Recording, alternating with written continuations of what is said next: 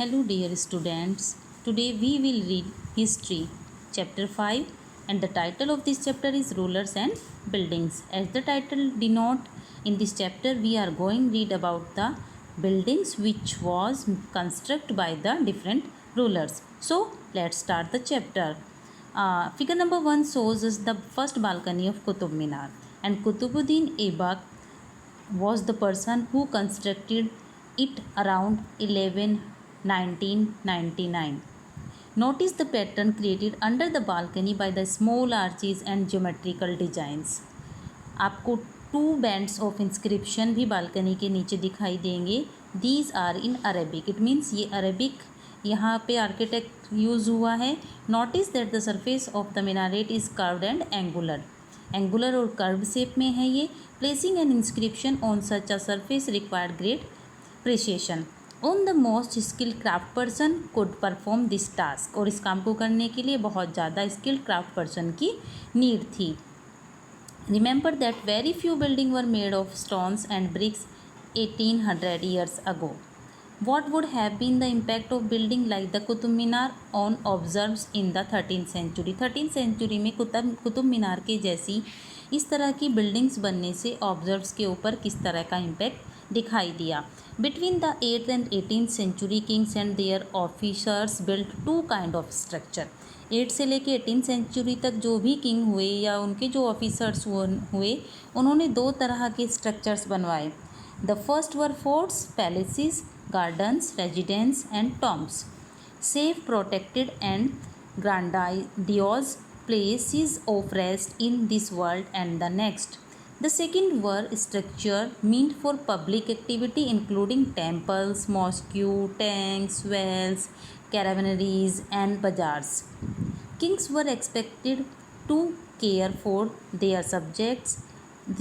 Here subject is used for the people of the kingdom, and by making structure for their use and comfort rulers hope to win their praise. इस तरह का जो construction work जो ruler कराते थे वो अपनी प्रजा से प्रशंसा बटोरने के लिए इस तरह का कंस्ट्रक्शन कराते थे. Construction activity was also carried out by the others including merchants. जो बड़े बड़े मर्चेंट्स होते थे, जो व्यापारी होते थे, वो भी इस तरह की कंस्ट्रक्शन एक्टिविटीज़ में हिस्सा लेते थे. They build temples, mosque and wells. However, domestic architecture, large mansions means havelis or merchants, had survived only from the 18th century. Now we are going to read about engineering skill and construction. Monument provide an insight into the technologies used for construction.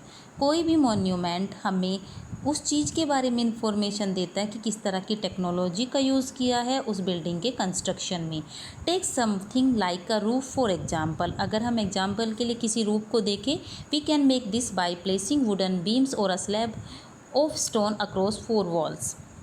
But the task become difficult if we want to make a large room with an elaborate superstructure. अगर हम एक super structure के साथ एक बहुत बड़ा room बनाते हैं तो ये बहुत ज़्यादा डिफ़िकल्ट टास्क हो जाता है और इसके लिए this requires more sophisticated skills. और इसके लिए बहुत ज़्यादा कुशल कारीगरों की ज़रूरत होती है.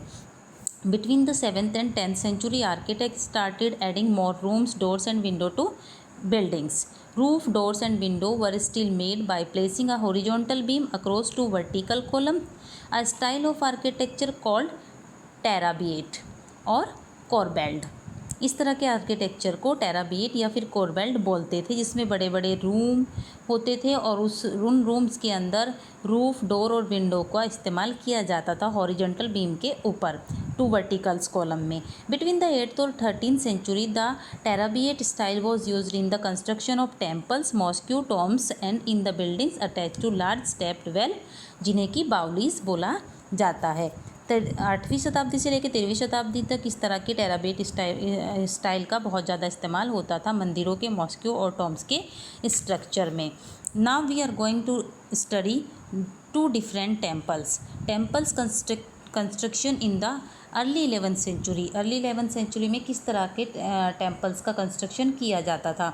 The Kandariya Mahadeva temple dedicated to Shiva was constructed in 999 by the king Dhangadeva of the Chandela dynasty. ये चंदेला डायनेस्टी के किंग थे धंगदेवा, जिन्होंने 999 में केंद्रीय महादेवा टेम्पल को कंस्ट्रक्ट कराया था, जो लॉर्ड शिवा को डेडिकेटेड था।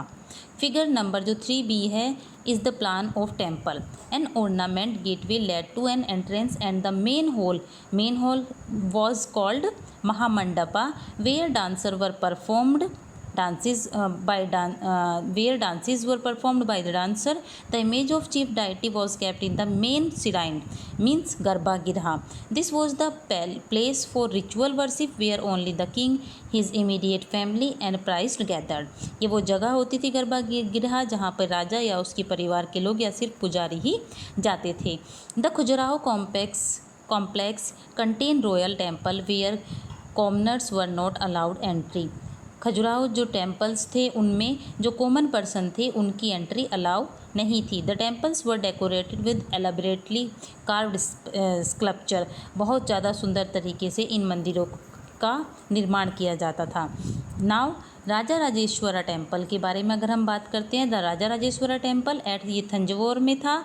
ये इसका जो शिखर था वो बहुत ज़्यादा सारे टेम्पल्स में जो उस टाइम के कंस्ट्रक्टेड टेम्पल्स थे उनमें सबसे ज़्यादा टॉल था। Constructing it was not easy because there were no cranes in those days and 90 ton stone for the top of shikhara was too heavy to lift manually. इंसानों के द्वारा 90 टन स्टोन को इसके शिखर को बनाने के लिए जो इस्तेमाल हुआ था उसे ऊपर तक पहुंचाना बहुत ज़्यादा डिफ़िकल्ट टास्क था, क्योंकि उस टाइम पे क्रेन्स भी अवेलेबल नहीं थी।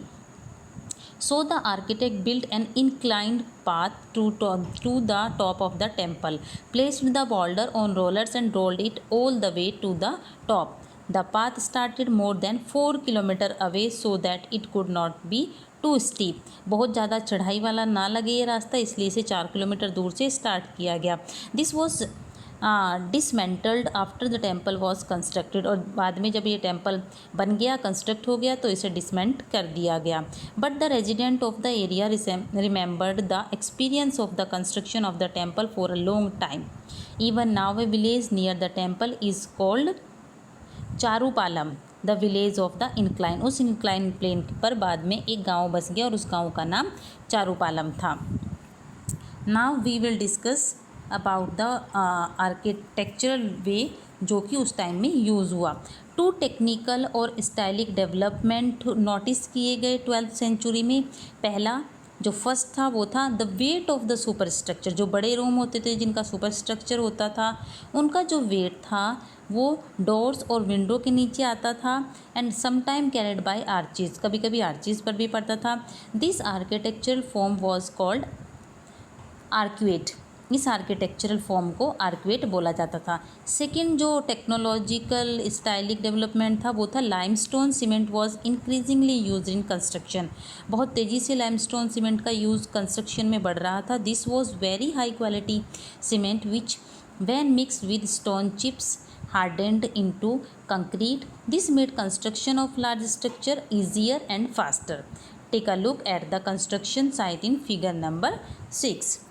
Now we will read about buildings, temples, mosques and tanks which was constructed that time.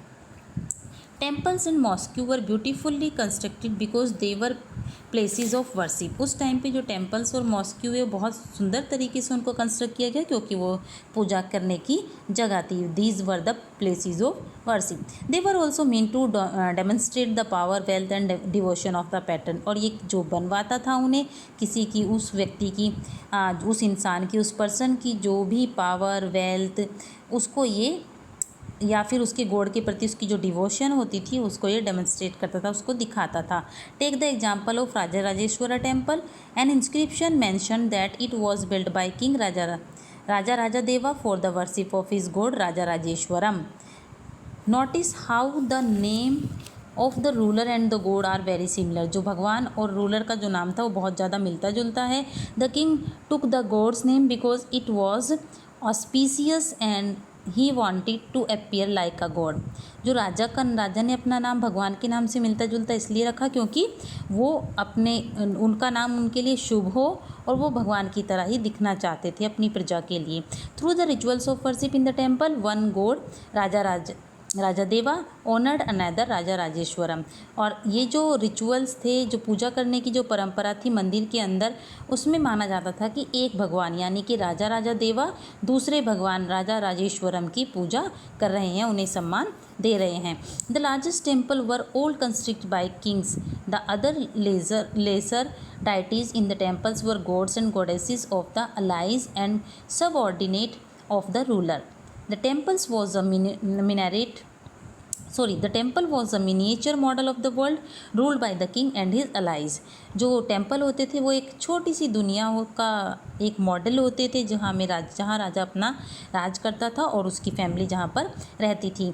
As they worshipped their deities together in the royal temple. और इन रॉयल टेम्पल्स में जाकर वो अपने परिवार के साथ अपने डाइटीज़ की पूजा करते थे। It seemed as if they brought the just rule of the gods on earth. और ये दिखाते थे कि वो इस धरती पर भगवान के द्वारा भेजे गए उनके सेवक हैं।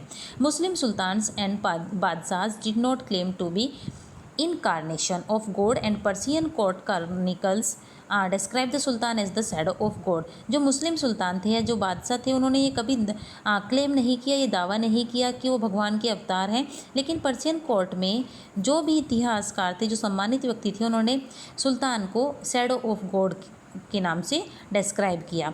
N inscription in the Quwwat ul Islam mosque example that God chose Alauddin as a king because he had the qualities of Moses and Solomon.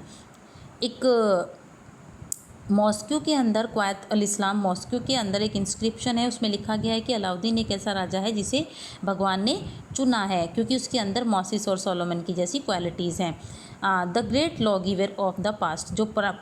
जो मोसेस और सोलोमन थे वो पुराने टाइम में बहुत ज़्यादा जाने जाते थे अपने न्याय करने की वजह से। The greatest law giver and architect was God himself. भगवान अपने आप में एक न्याय देने वाला और आर्किटेक्चर खुद है।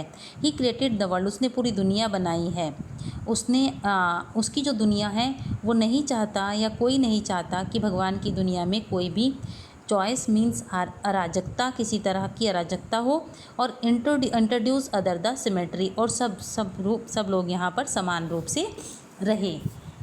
As each new dynasty came to power, the king wanted to emphasize their moral right to be rulers। अगर कोई भी नई डायनेस्टी रूल में आती, पावर में आती, तो वो रूलर अपने राइट्स को लोगों को बताता। कंस्ट्रक्टिंग इस तरह के वर्शिप प्लेसेस को लोगों को प्रोवाइड करवा के उन्हें चांस देते थे कि वो जाए, या फिर वो अपने लिए चांस देखते थे कि वो भगवान के साथ एक क्लोज रिलेशनशिप कैसे बनाए। Specially important is an age of rapid political change. और किसी भी जगह पर अगर कोई नई डायनेस्टी आती थी तो वहाँ पॉलिटिकल चेंजेस भी होते थे।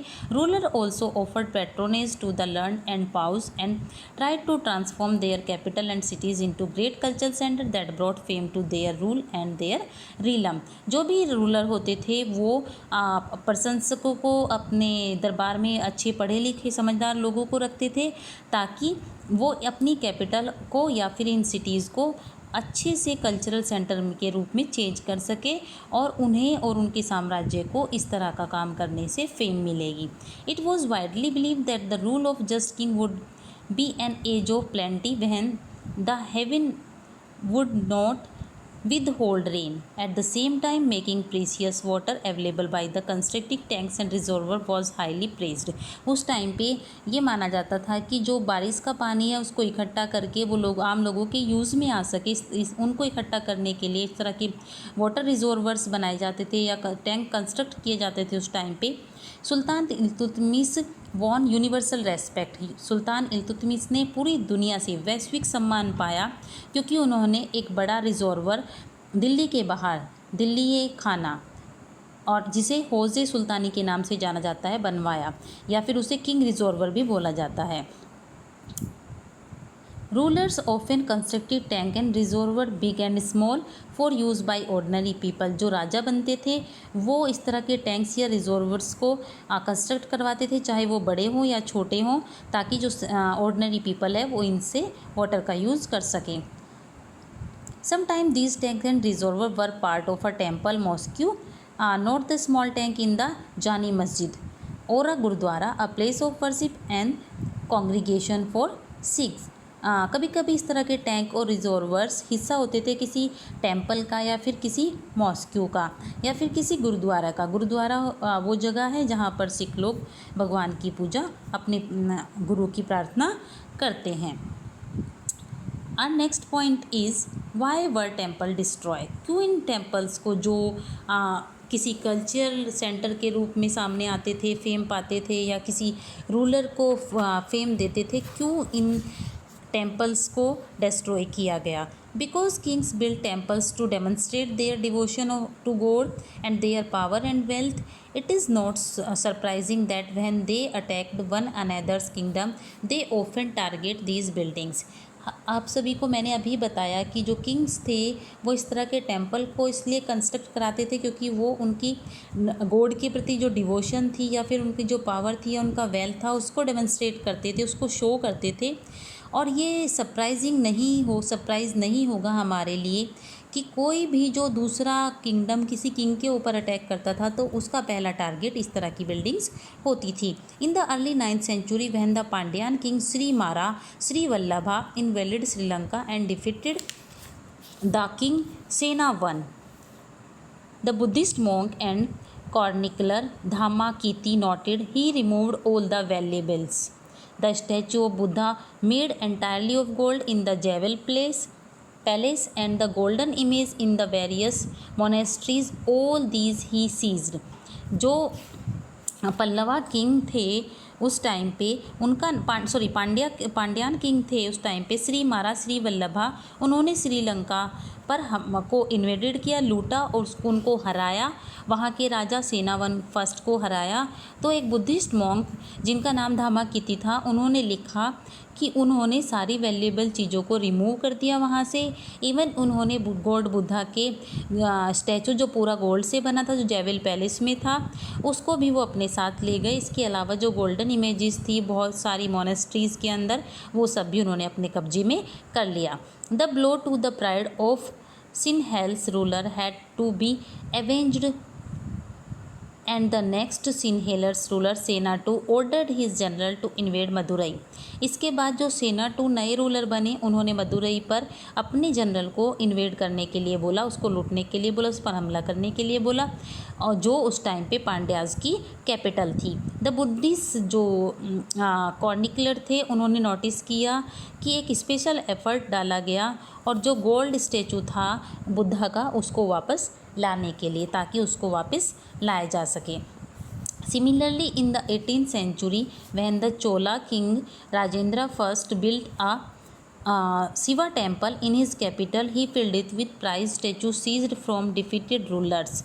इसके साथ साथ 11th सेंचुरी में एक चोला किंग थे राजेंद्रा फर्स्ट, उन्होंने एक शिवा टेम्पल कंस्ट्रक्ट कराया अपनी कैपिटल सिटी में, और उस शिवा टेम्पल के अंदर वो सारे स्टैचू उन्होंने रखे जो उन्होंने अलग अलग किंग को डिफीट करके वहाँ से सीज किए थे।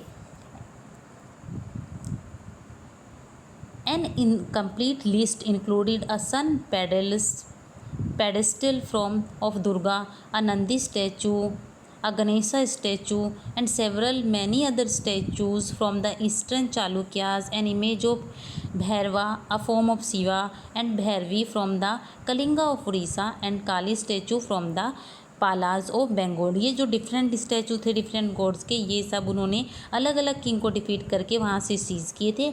इन सब को उन्होंने उस शिवा टेम्पल के अंदर कंस्ट्रक्ट कराया अपनी कैपिटल सिटी में, इन सारे स्टैचूज़ को। और next point is garden tombs and fort. We will discuss about this point in our next video. Thank you.